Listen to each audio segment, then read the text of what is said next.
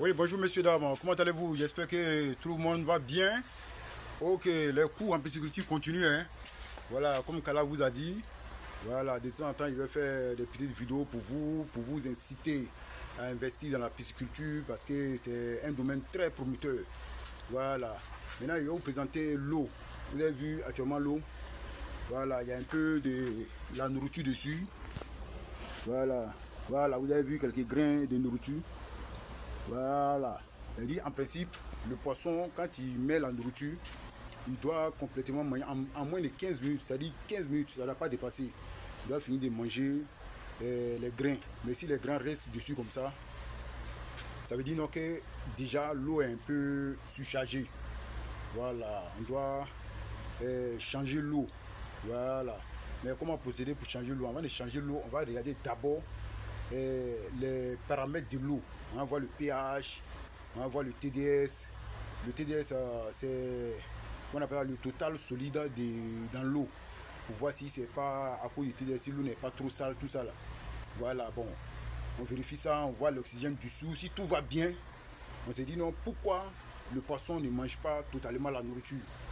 Maintenant, quand il vérifie tous ces paramètres, que tu vois le TDS, le pH, la température et puis l'oxygène dessous, si tout va bien, qu'est-ce qu'on va rechercher maintenant? On va voir si le niveau de floc dans l'eau n'est pas excessif.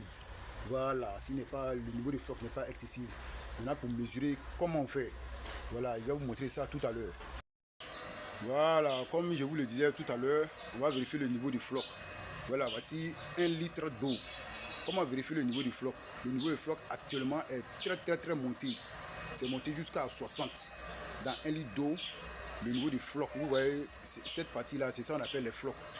Voilà, le niveau de floc actuellement est monté jusqu'à 60. À 60, c'est pas bon.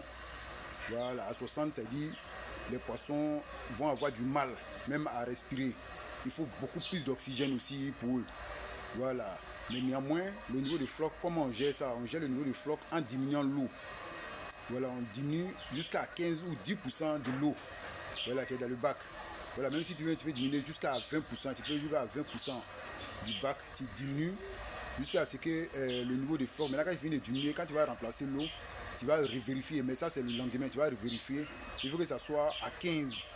Le niveau de floc est bon à partir de 15 à 25 pour le tilapia, entre 15 et 25. Maintenant, si ça va au-delà de 25, voilà, il va commencer à avoir des risques. Voilà, les poissons vont avoir du mal à respirer.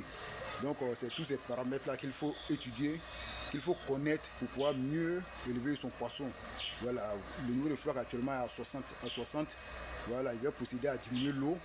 Et puis, quand il va diminuer l'eau, vous allez voir que ça va descendre jusqu'à 15 ou bien 20. Ça, c'est déjà bon. Vous allez voir que quand tu vas mettre l'aliment, ils vont tout consommer. Mais souvent, le niveau de floc, il est bon. Il est bon pourquoi? Parce que ça permet aux bactéries nutrifiantes de pouvoir combattre facilement les trucs, comme on appelle ça, l'ammoniac dans l'eau, et le nitrite aussi. Voilà, ça leur donne plus d'efforts pour pouvoir combattre. Ça met les poissons beaucoup en sécurité, mais quand c'est excessif aussi, c'est pas bon.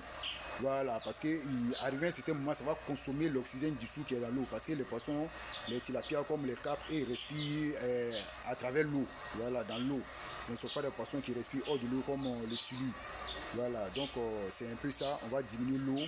Voilà, si on diminue l'eau, vous allez voir que ça va descendre jusqu'à 15, voilà, ou 20. Voilà, là, c'est déjà bon. Là, quand on met la nourriture, il manque tout. Voilà, sinon le niveau excessif du floc, c'est très bon, mais ça comporte aussi beaucoup de risques, donc raison pour laquelle on diminue. Ok, c'était ça pour le cours d'aujourd'hui. Donc, je vous remercie de m'avoir suivi et puis bon après-midi à tous.